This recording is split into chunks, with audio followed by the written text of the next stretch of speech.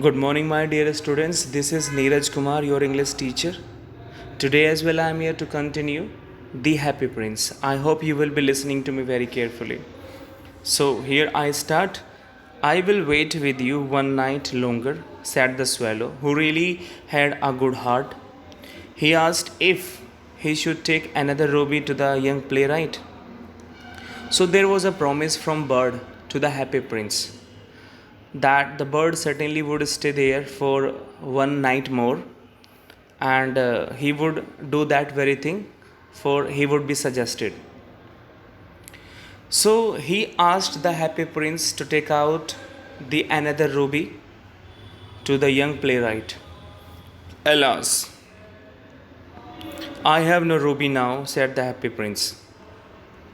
My eyes are all that I have left.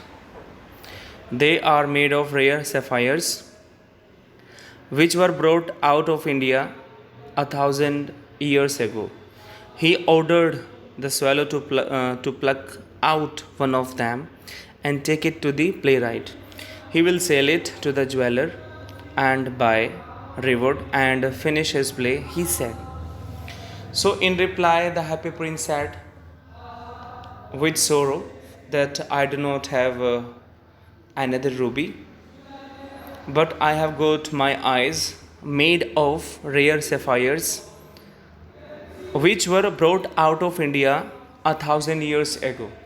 So he ordered the bird to take out one of them and take it very immediately to the playwright. He would certainly sell it to the jeweler and arranged some wood just for the fire and finish his play. Now let us move ahead.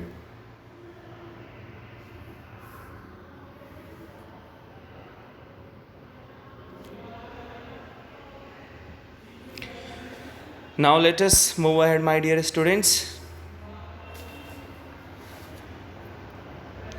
Dear Prince, said the swallow, I cannot do that.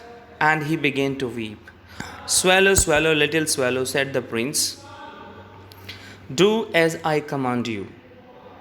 So the bird requested, my dear prince, I am extremely sorry, but I cannot do so.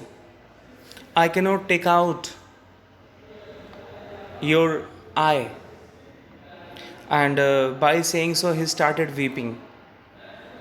In the reply, the prince said that, swallow, swallow, my dear swallow, please do that as I suggest you. So the swallow plucked out the prince's eye and flew away to the young man's garret. It was easy enough to get in, as there was a hole in the roof. Through this he darted and came into the room. So finally the bird did that very thing as he was commanded. He plucked out the prince's eye and flew at once towards the playwright. After some time he reaches there, enters very easily as there was a hole. Right? The young man had buried in his hands, so he did not hear the flutter of the bird's wing. The playwright was quite upset because of increasing cold, and he couldn't hear the flutter of the bird's wing, and couldn't see the arrival of the bird. When he looked up, he found the beautiful sapphire lying on the withered violets. But in couple of seconds, when he sensed, he just looked up and found beautiful sapphire that was lying on the withered violets. I am beginning to be appreciated, he cried. This is from some great admirer. Now I can finish my play, and he looked quite happy. Having seen that, he was delighted and thought of his fans that there must have been one of my fan who sent it to me. Now I can easily finish my play, and after receiving that, he looked quite happy. The next day, the swallow flew down to the harbor. He sat on the mast of a large vessel and watched the sailors working. I am going to Egypt, cried the swallow, but nobody minded, and when the moon rose, he flew back to the happy prince. When it was next day, the swallow flew down to the harbor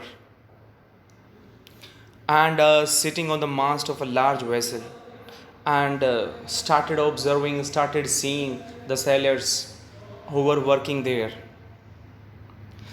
He said to them that I am going to Egypt, but none of the sailors paid attention on him. They were busy in their working. But when the moon rose, he flew back to the happy prince. Now let us move ahead.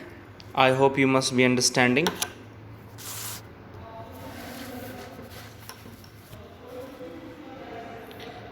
I have come to bid you goodbye, he cried. Swallow, swallow, little swallow, said the prince. Will you not stay with me one night longer?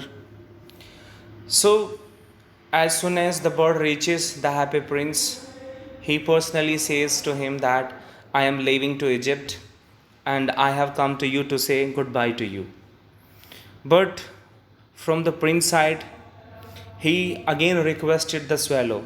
He again requested the bird. Swallow, swallow, my little swallow, won't you stay with me one night longer? Actually, the prince was requesting the bird to stay one night more with him. It is winter, answered the swallow, and the snow will soon be here. In Egypt, the sun is warm on the green palm trees, and the crocodiles lie in the mud and look lazily about them. In the square below, said the happy prince. So the bird continued saying that it is winter now and snow will be soon here, and as far as Egypt is concerned, the sun is warm there and crocodiles lie in the mud and look very lazy, right? But in reply, the happy prince cut the point of the bird. There stands a little match girl. She has let her matches fall in the gutter, and they are all spoiled. Her father will beat her if she does not bring home some money, and she is crying. She has no shoes nor stockings, and her little head is bare. Pluck out my other eye and give it to her, and her father will not beat her. So again, Happy Prince requested him, please just do my favor, just do something for me.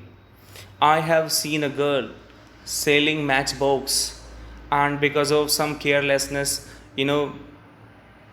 the match boxes have fallen into the gutter, and because of that, she is crying.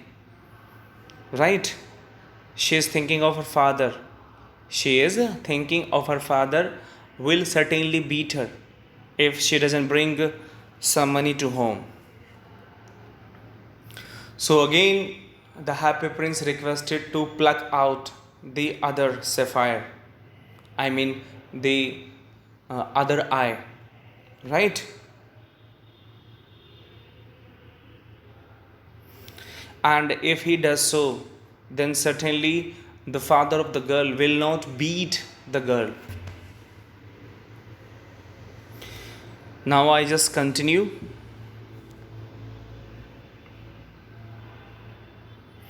I will stay with you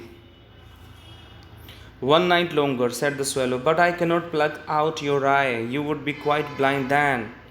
Swallow, swallow, little swallow, said the prince, do as I command you.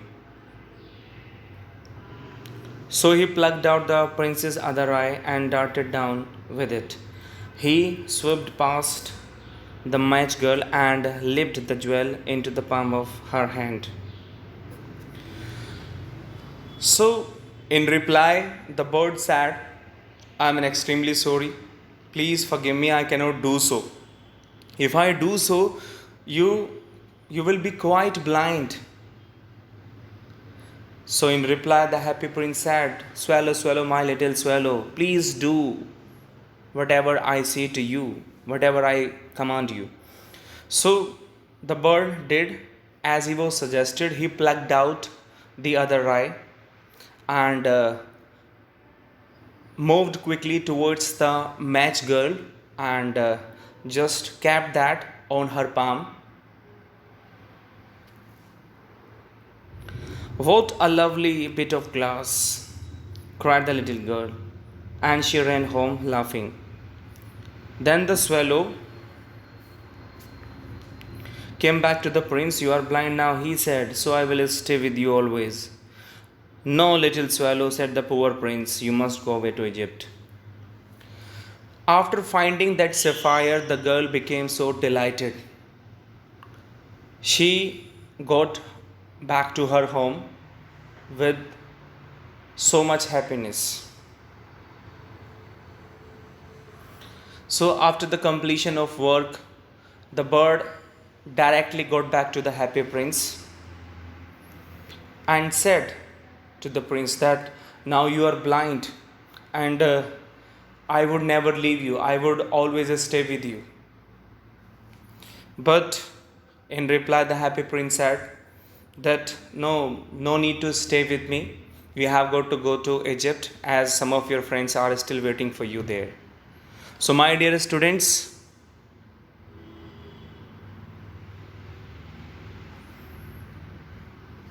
please wait. So my dear students, the rest part of this chapter will be taken next time. Thank you very much.